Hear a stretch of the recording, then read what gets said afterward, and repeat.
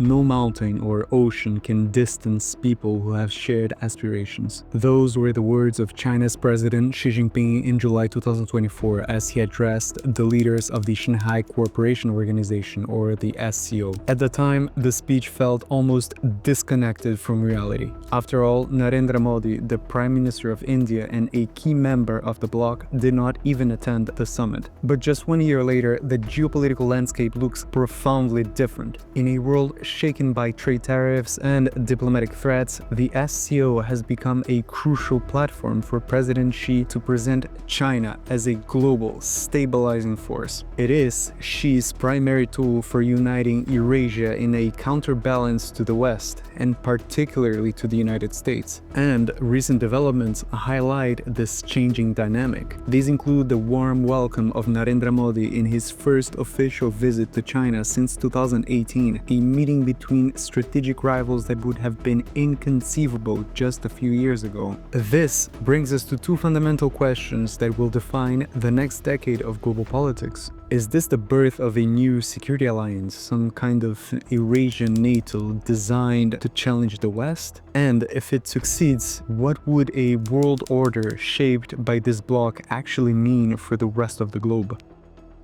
If you're interested in learning more about what happens beyond the headlines, hit the like button and subscribe to the channel, because in our world, every move matters. What started as a modest 5-member security bloc back in 1996 has grown into a geopolitical heavyweight. Today, the SCO includes 10 full members: Belarus, China, India, Iran, Kazakhstan, Kyrgyzstan, Pakistan, Russia, Tajikistan, and Uzbekistan. To understand its scale, consider this. The SCO member states cover 24% of the world's total land area and represent 3.4 billion people, an astonishing 42% of the global population. Beyond its full members, the organization also includes 2 observer states and 14 key dialogue partners, extending its influence even further.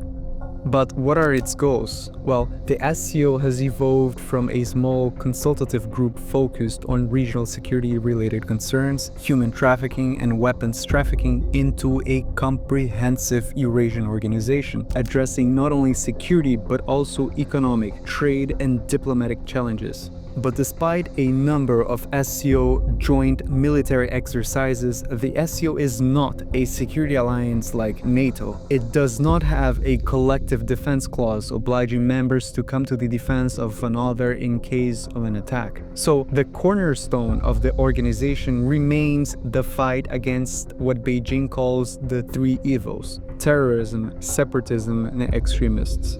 The Regional Anti-Terrorist Structure, or RATS, headquartered in the Uzbek capital Tashkent, is a permanent body dedicated to this mission. It facilitates intelligence sharing and coordinates joint anti-terror exercises and operations among member states. But security is only half of the story. Economic collaboration has gradually become a prominent pillar of the SCO, aiming to boost trade, investment, and connectivity. Key areas of focus include transportation, energy, finance, and technology. There's also a long-term goal of establishing a free trade zone, and initiatives are in place to align national development strategies like China's Belt and Road Initiative with the SCO's broader objectives. As such, the SCO also serves as a platform for member states to coordinate their positions on regional and international issues. President Xi Jinping in particular uses the SCO to position China as a stabilizing anchor in a turbulent world, backing his message with substantial grants and a push to reform the international system. A key part of this strategy is the creation of an SCO development bank, recently announced in the Tianjin summit as a significant move towards an alternative financial system less dependent on the US dollar. For its members, this offers the best of both worlds, a powerful collective voice, especially for those wary of US foreign policy, but without the rigid defense commitments of a formal military alliance. However, for the SCO to achieve its ambitious goals, it must first overcome significant challenges, most of which come from within. The organization is riddled with deep-seated frictions, which is likely the primary reason why it has never evolved into a binding defense treaty.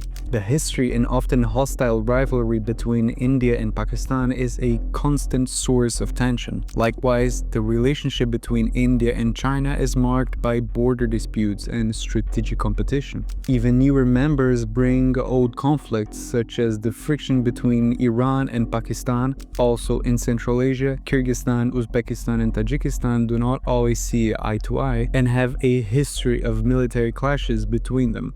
These internal divisions raise questions about the SCO's cohesion and effectiveness as a major platform for security cooperation. And here is how the SCO fundamentally differs from groups like the BRICS. While the BRICS is primarily an economic forum focused on development and finance, the SCO began as a security bloc and continues to have regional security at its core. But its ambition is to be more than just a trading club. It aims to be a political and security alliance.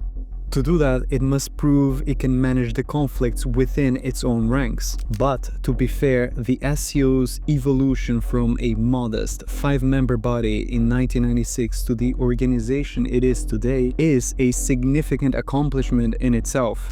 In practical terms, it has established a permanent anti-terrorism body, the RATS, and on the economic front, it has laid the groundwork for greater regional integration with initiatives like the proposed SCO Development Bank and a long-term vision for a free trade area. Realistically though, the SCO's future goals are less about becoming a Eurasian NATO, a prospect limited by its internal rivalries, and more about cementing an economic and diplomatic bloc that can offer a genuine alternative to the Western-led order. So, where does that leave the SCO? On one hand, its sheer size in population and territory, combined with the political will of China, Iran, India, and Russia, gives it a potential to reshape the global order. On the other hand, it is a coalition of rivals, a club of nations with conflicting histories and competing geopolitical ambitions. The success or failure of this massive project depends entirely on its ability to overcome these deep-seated divisions and, most importantly, the political will to expand its scope. A binding military pact is, for now, out of the question given the reluctance and divisions among member states, which is why Beijing seeks to use the SCO to methodically build the economic and diplomatic foundations of an alternative global structure. For Beijing, that is how you devour a whale, one bite at a time. This, it's just geopolitics. If the SCO succeeds, what would this new world order actually mean for the rest of the globe? Let us know in the comments below, and if you want to learn more about politics and international affairs, consider liking the video and subscribing to the channel. Thanks for watching, and see you next time.